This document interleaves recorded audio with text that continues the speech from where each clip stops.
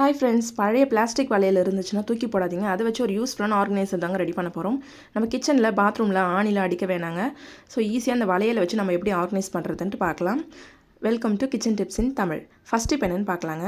நம்ம பூஜை சாமான்கெல்லாம் அந்த மாதிரி விளக்குக்கெலாம் குங்குமம் மஞ்சள் வைப்போம் இல்லைங்களா? அந்த மாதிரி வைக்கிறப்போ கையிலலாம் அந்த மஞ்சள் கரை குங்குமக்கரெல்லாம் பட்டுச்சுன்னா உடனே போகாது.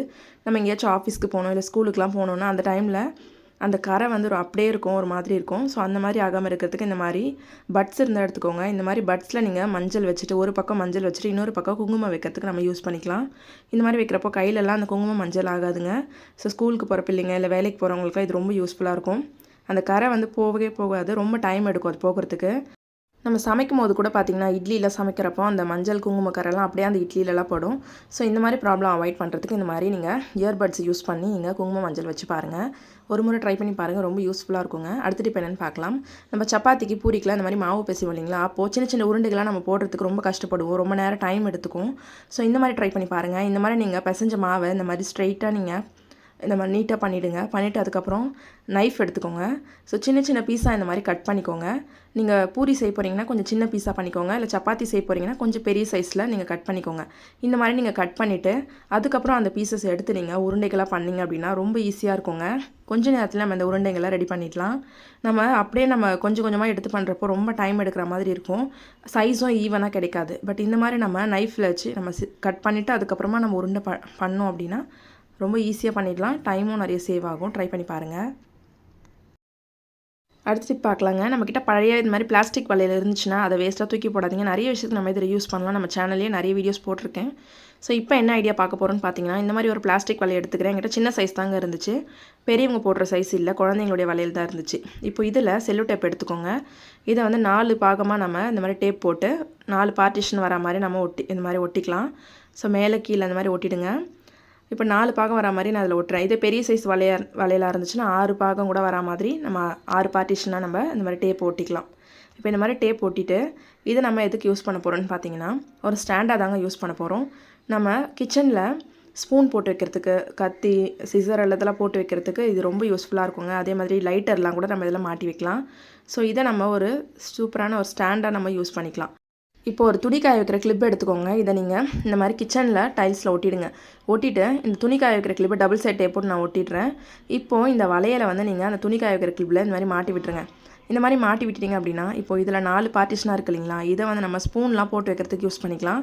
இது கொஞ்சம் பெரிய வளையலாக இருந்துச்சுன்னா இன்னும் நிறைய பொருட்கள் நீங்கள் போட்டு வச்சுக்கலாம். கத்தி, அதே மாதிரி சிசரு, லைட்டர், இந்த மாதிரி பொருட்களை நம்ம போட்டு வச்சுக்கலாம். இதுக்காக நம்ம தனியாக ஸ்டாண்டெல்லாம் வாங்கணும்னு அவசியமே இல்லைங்க. ஸோ சிம்பிளாக பழைய வளையல் இருந்தாலே போதும். சூப்பரான இந்த மாதிரி ஒரு ஆர்கனைசர் நம்ம வீட்டிலே ரெடி பண்ணலாம். இதை நம்ம கிச்சனில் மட்டும் இல்லைங்க, பாத்ரூமில் கூட இந்த மாதிரி ஒரு ஆர்கனைசர் நம்ம யூஸ் பண்ணலாம்.